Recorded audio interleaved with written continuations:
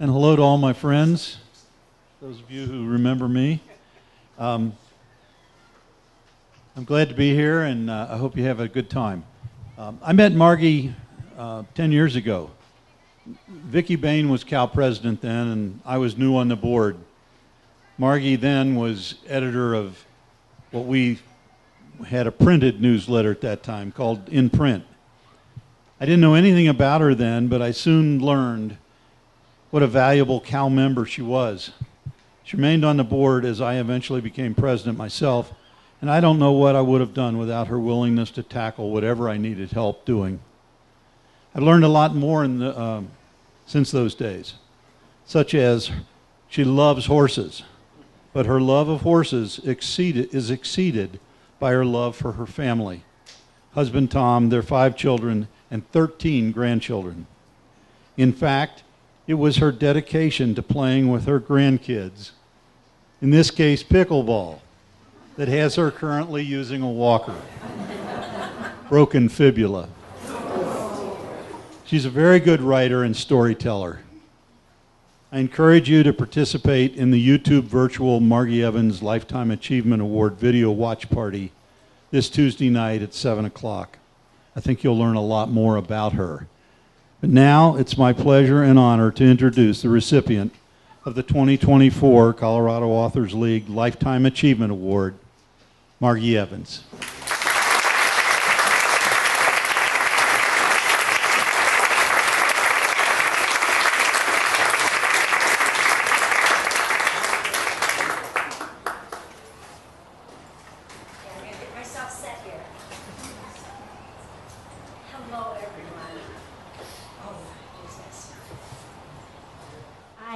As Denny said, I'm standing up here with a walker. Not my usual piece of equipment, but it's kind of fitting because when I received the notice from the email from Jody saying that I'd been selected to receive this award, I was stunned. And the first person that I called out to was Tom, and he said, "Oh, that just means you're old." And so I guess the walker is a perfect prop for being old. But it fits with, my broken fibula actually fits with the talk I'd prepared today. Anthropologist Margaret Mead was asked by a student what she considered to be the first sign of civilization in a culture. She said, the first sign of civilization in a culture, in an ancient culture, was a femur that had been broken and then healed. She explained, in the animal kingdom, if you break a leg, you die. No animal survives not being able to get to water or get to food, and in fact, they become the prey. So she said that no animal would survive a broken leg long enough for the bone to heal. Well, a broken femur that is healed is evidence that someone took the time to stay with the one who fell, bind that wound, carry the person to safety, tend them through the recovery. Helping someone else through difficulty is where civilization starts. Well, I can tell you the Evans family is very civilized. They did not leave me rolling around on the pickleball court. Probably they helped me off because the next people were ready to get onto the court.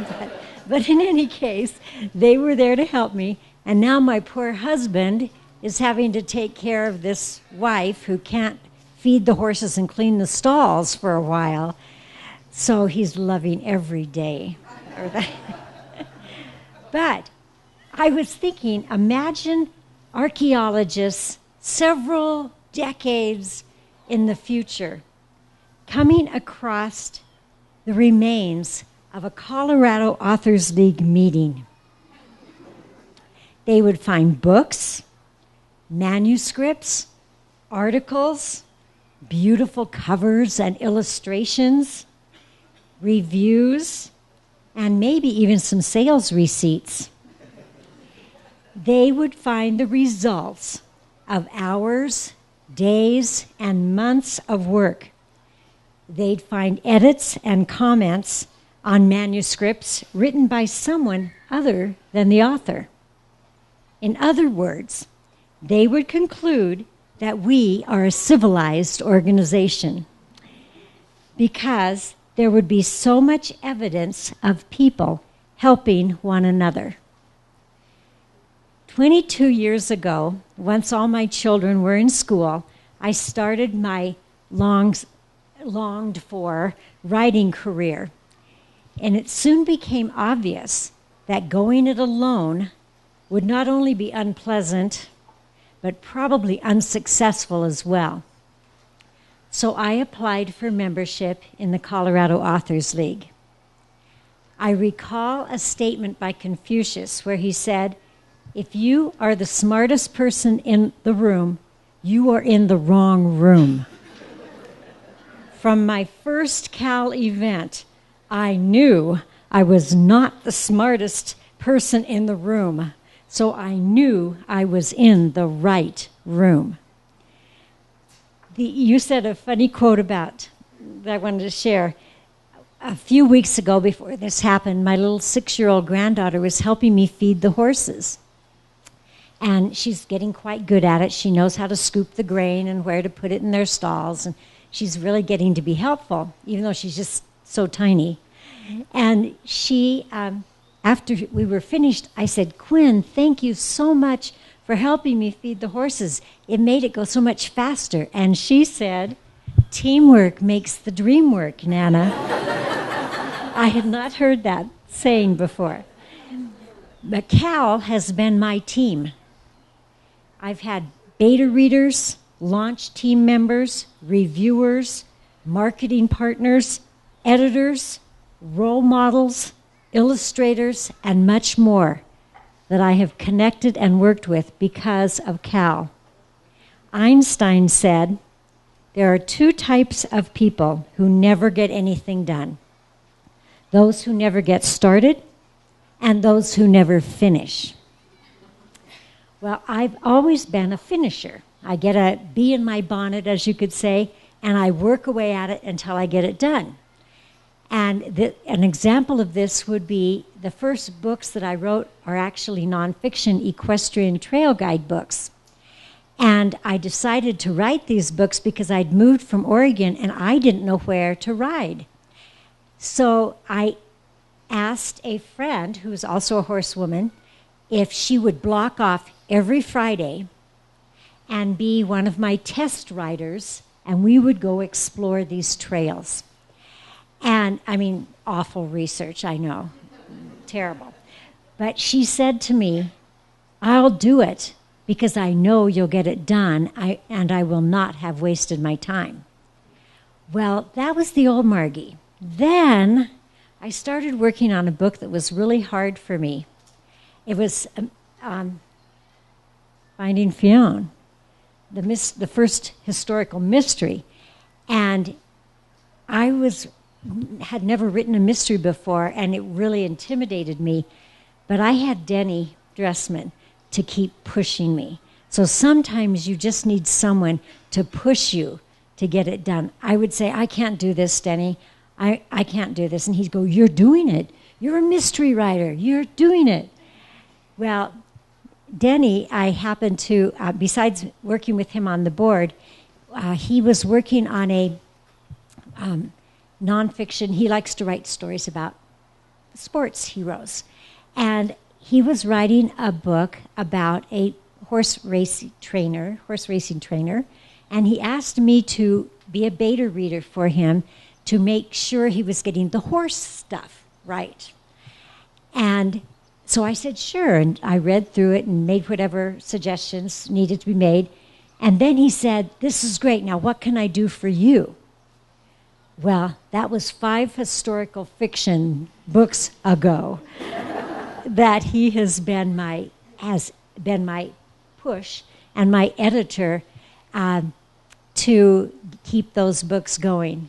And that I would never have happened without my association with Cal and with the members here. I have a daughter who is a professional harpist. And, I mean, she is amazing. She has magic fingers.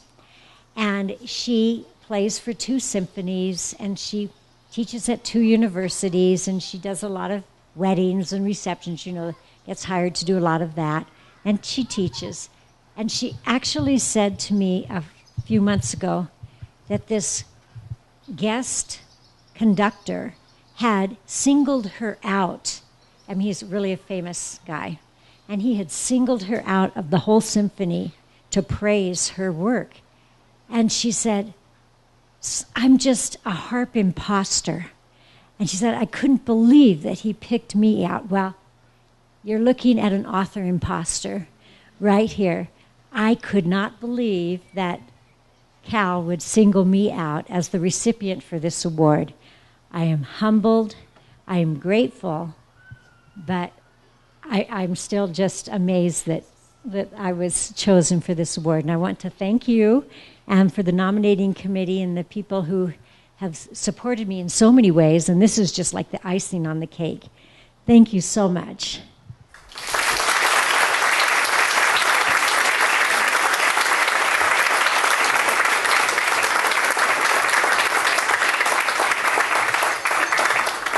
Margi, I have appreciated getting to know you as an author and a friend. And today Cal would like to present you with this little old thing that shows how much we value you.